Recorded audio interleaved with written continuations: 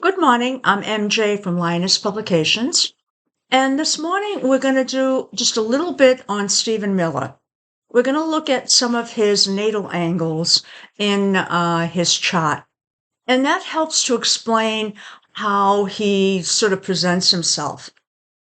So without spending too much time on any preliminaries, let's sort of start taking a look at his angles.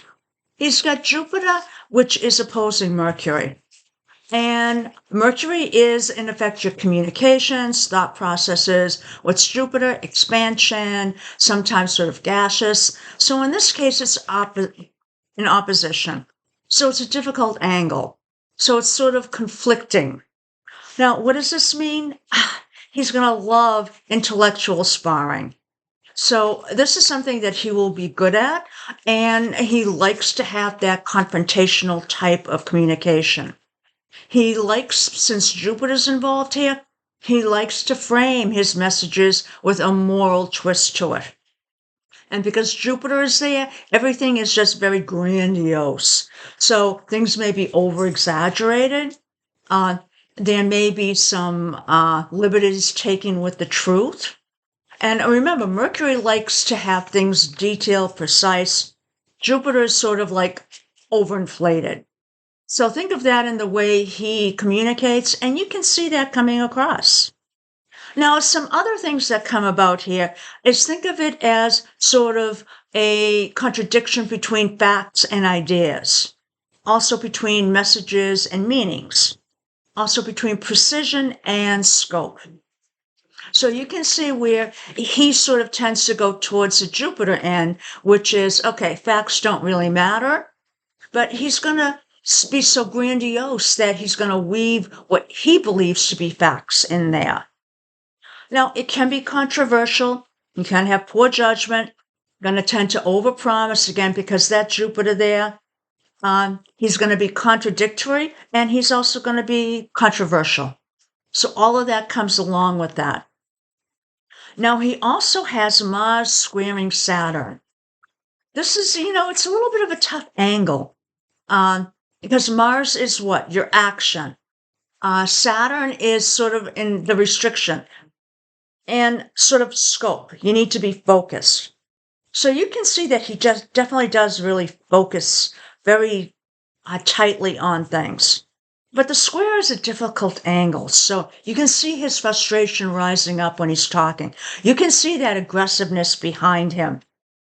So even though he's restrained, it's almost like he's weaponizing that restraint.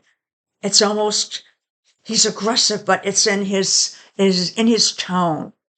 Now, there's a lot of frustrated ambition that comes along with this. You can see he's very, like I mentioned, very intense about things. It's a controlled aggression, but when he is provoked, so if you get an upper hand with him, he'll be ruthless in coming back with you. So that it's difficult to sort of in effect spar with someone like this. And some of this is coming out in his speech. It's also coming out in his actions. Now, he does have Sun trining Neptune, so that does indicate that, he does have soft power here. And some of that soft power is because of what? Neptune, his beliefs.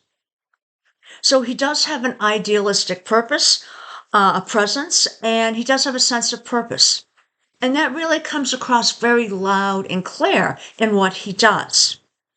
Now, he's got Mercury conjunct Mars, and you can definitely see this one in him.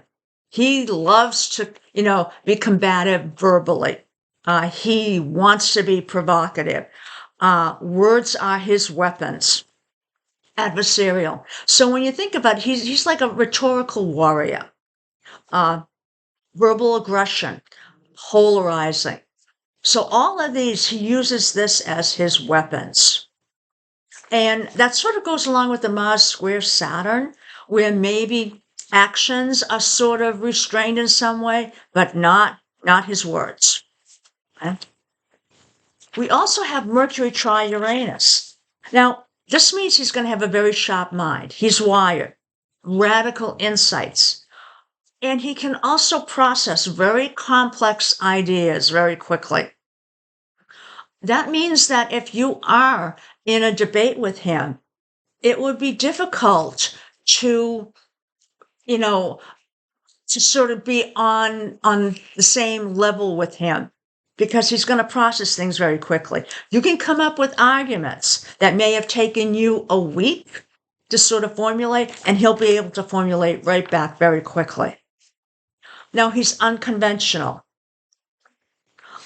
He thrives in fast-paced environments. So again, very quick on his feet.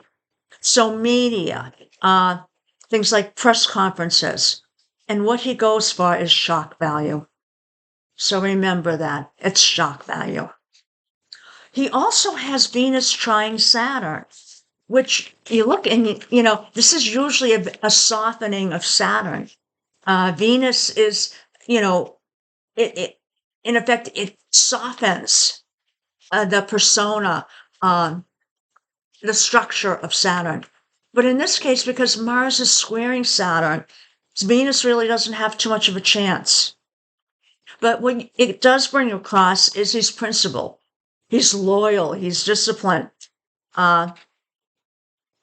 His public image is going to lack some of the flair and spontaneity, though, because it's going more to the Saturn end than to the Venus. But if he could actually tone down the Mars, he could be actually he could really get through to people very effectively, and not just the base he currently has. So that's actually something, saying something quite provocative about him. Now, as a note, he is, when you see or hear him debate, you can see he is just so focused on what he is saying. And a lot of that is because he has 5 planets that are in what you will call the fixed signs. The fixed signs are the ones that are very hard to move from their opinions. What are the fixed signs? You've got Taurus, and Taurus is known for being stubborn. It's it's the bull. You've got Leo, the lion. That's stubborn. Scorpio, which is the scorpion. And then you have Aquarius. So all of these are fixed, which means that they don't tend to move from their position easily. And you can see that in his makeup. He's not moving from his position. He's going to fight that.